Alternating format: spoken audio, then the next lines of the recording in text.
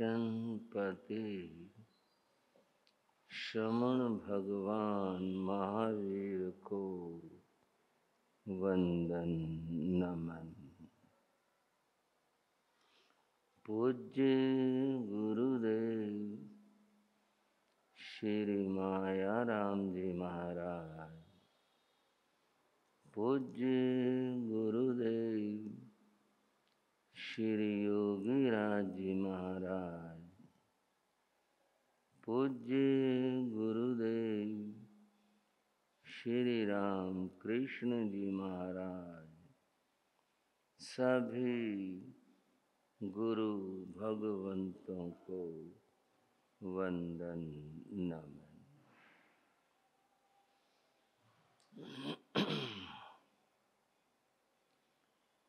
श्रद्धाशील बंधुओं एवं श्रद्धाशील बहन, नवपद आराधना चल रही है। नवपद आराधना में आज हम चरित्र पद की चर्चा करेंगे। अभी आप हमारे श्री विकास मुनि जी से सुन रहे थे और ये बड़े मधुर स्वर से जाप करवा रहे थे, नमो चरितस्य। संस्कृत भाषा में यह चरित्र शब्द है। प्राकृत भाषा में यह चरित शब्द है। तो यदि प्राकृत में हम कहें तो बोलेंगे नमो चरितस्य, और अगर संस्कृत में कहें तो बोलेंगे नमो चरित्रस्य। इन दोनों का अर्थ है मैं चरित्र को नमस्कार करता हूँ। चरित्र को नमस्कार करने का अर्थ है कि चरित्र गुण है और यह गुण जिसमें है उसको चरित्रवान कहते हैं, उसको भी नमस्कार है। बंधुओं,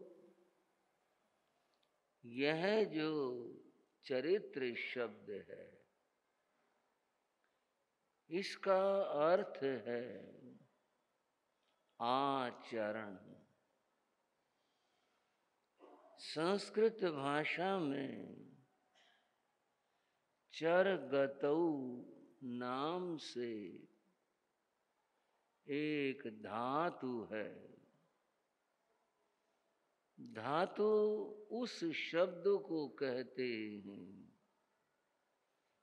जो शब्दों का मूल रूप है,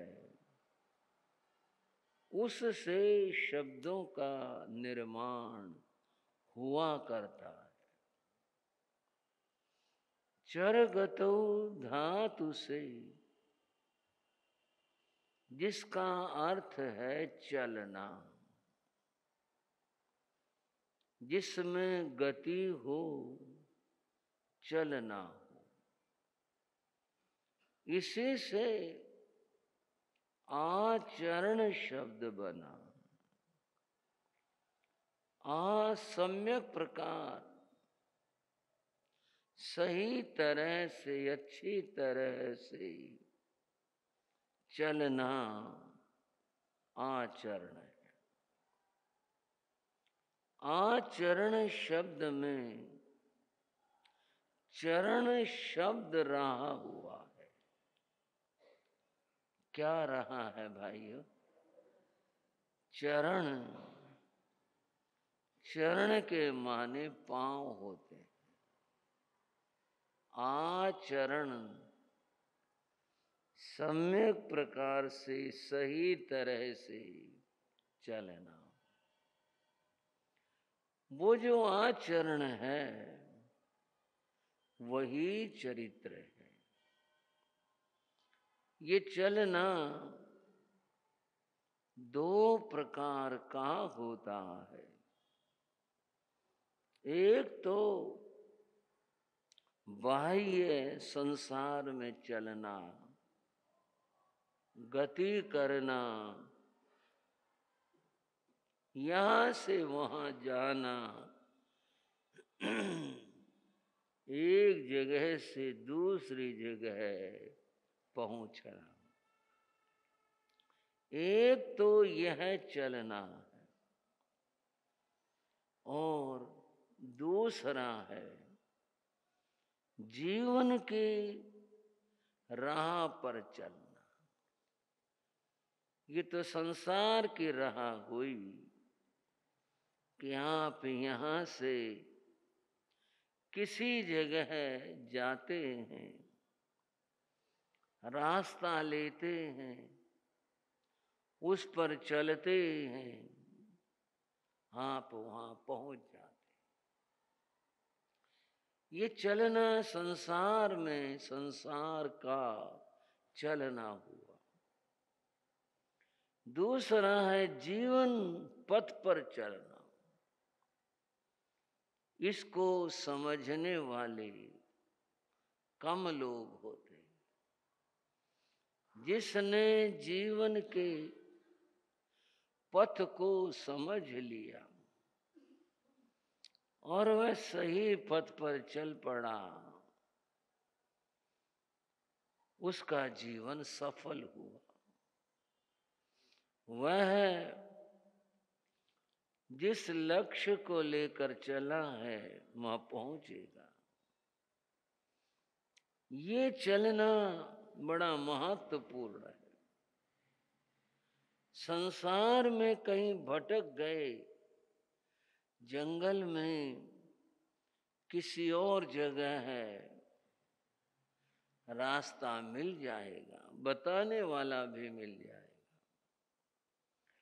अगर जीवन की राह से भटक गए फिर बड़ा मुश्किल है। वो भटकन सुधरना बहुत कठिन है। एक साधु कहीं बैठा हुआ था,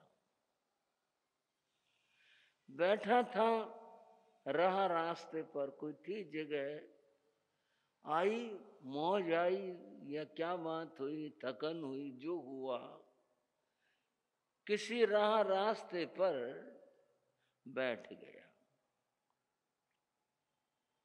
वहां कुछ दूरी पर कीचड़ थी। साधु तो थोड़ा दूर बैठा था, बैठने की जगह होगी वहां। उस रास्ते से एक आदमी आ रहा था। साधु की दृष्टि उस आदमी पर पड़ी। उसके पांव ठीक नहीं चल रहे थे, डगमगा रहा था, युवा था। साधु ने समझ लिया इसने शराब पी रखी है, तभी ये डगमग चल रहा है, अन्यथा क्या मतलब। साधु ने उसे सावधान किया,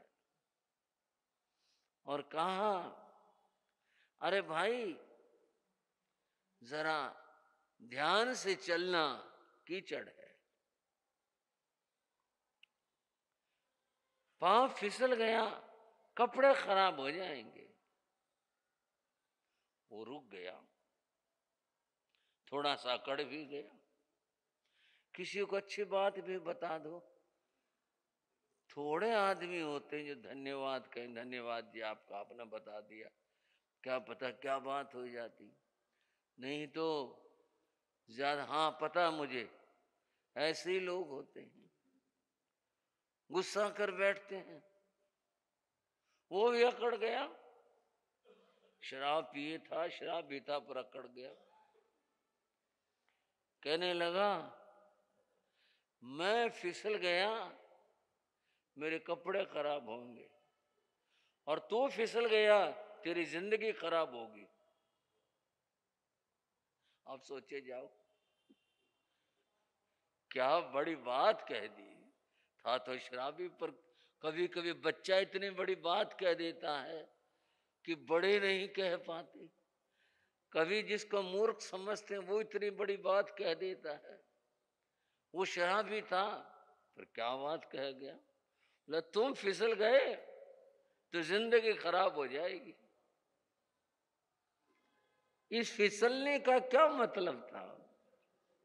अगर तुम अपने नियम से, आचरण से अगर वहां फिसल गए ना, मेरे तो कपड़े खराब होंगे और कुछ नहीं होगा, तुम्हारी जिंदगी खराब हो जाएगी।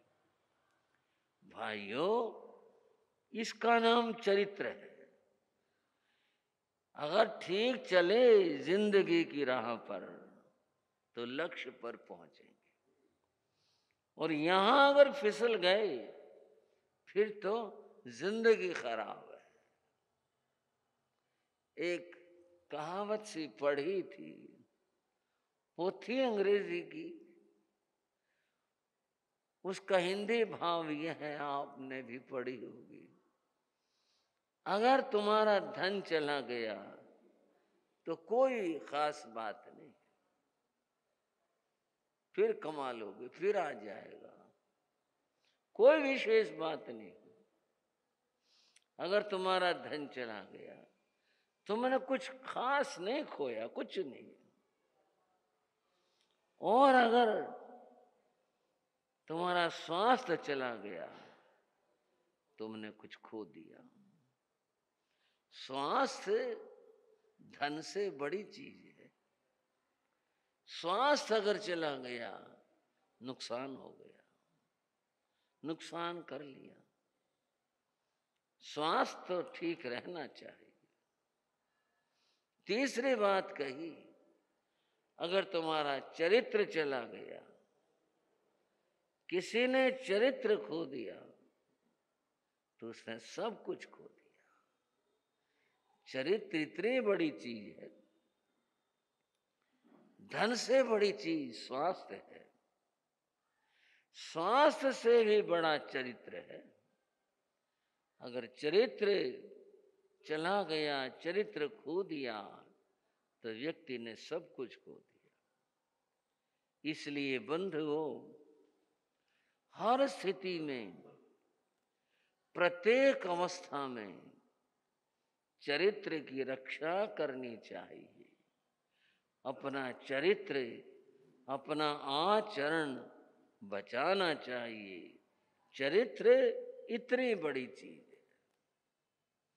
बंधुओं, आज कुछ और कह रहा हूं, उलझना नहीं है, सुलझना है। अगर चर्चा में उलझे तो फिर क्या फायदा हो। महात्मा गांधी ने कहा, 100 ज्ञानियों से समझना, 100 ज्ञानियों से एक चरित्रवान मूर्ख अच्छा है। 100 ज्ञानियों से एक चरित्रवान मूर्ख है, वो अच्छा है। आप होगा, आज तो सारे ज्ञानियों का बिल्कुल ही सफाया कर दिया। अब तक तो एक ज्ञानी बनो, ज्ञान पढ़ो, ज्ञान सीखो, ज्ञान का अभ्यास करो, ज्ञान सब कुछ है। ये तो आज पता चला, ये तो कुछ भी मामला नहीं, तो मामला तो चरित्र का है। गांधी जी ने कहा वो भले ही मूर्ख है पर चरित्रवान है, वो श्रेष्ठ है। 100 ज्ञानी कुछ नहीं है, किसी काम के नहीं है। फिर उलझन हो गई ना, तो ज्ञानी अच्छा रहा, चरित्रवान अच्छा रहा, क्या अच्छा रहा? मैंने अभी कहा उलझने की कोई बात नहीं। गांधी जी के शब्दों की बात करते हैं। जिसको हम चरित्रवान और मूर्ख कह रहे हैं बंधुओं, वो मूर्ख नहीं है। जो चरित्रवान है वो मूर्ख नहीं है। हाँ, मूर्ख इस अर्थ में कह रहे हैं, हो सकता है उसे अंग्रेजी ना आती हो, उसे संस्कृत ना आती हो, उसे और भाषाएं ना आती हो, उसे बातें बनानी ना आती हो, इसलिए कह रहे हैं इसे कुछ नहीं आता। लेकिन चरित्र से बड़ी भाषा, चरित्र से बड़ा ज्ञान, चरित्र से बड़ी बात होती नहीं। उसने तो वो सीख लिया, वो पा लिया जो किसी के पास नहीं है। ये केवल लोगों का कहना है, मूर्ख है, कुछ नहीं पता। अरे चरित्रवान है ना, ये सब कुछ है। और वो जिन्हें 100 ज्ञानी कह रहे हैं, उनके पास ज्ञान है ही कहां अगर चरित्र नहीं है तो। वे तो मात्र शब्द आया शास्त्र में, वाचा वीर्य शब्द आया कि जो वाणी के बलवान है, वाणी से बात करते हैं, और कुछ नहीं उनके पास। गो वालो आ, भंड वालो आ, आया शास्त्र में। महात्मा बुद्ध ने भी कहा दूसरों की गाय गिनने से कोई गायों का स्वामी नहीं हो जाता। 100 गाय गुजरे भाई यहां से, फिर क्या करें? तुम्हारी गाय कौन सी थी? मेरे पास तो गाय है नहीं। उस गिनती का कोई फायदा हुआ? 100 गाय गिन ली, पर खुद के पास कुछ है? गो वालो आ, भंड वालो आ, दूसरों का सामान गिनते रहे, दूसरों की गाय गिनते रहे। महावीर कहते हैं इससे कोई धनी नहीं हो जाता।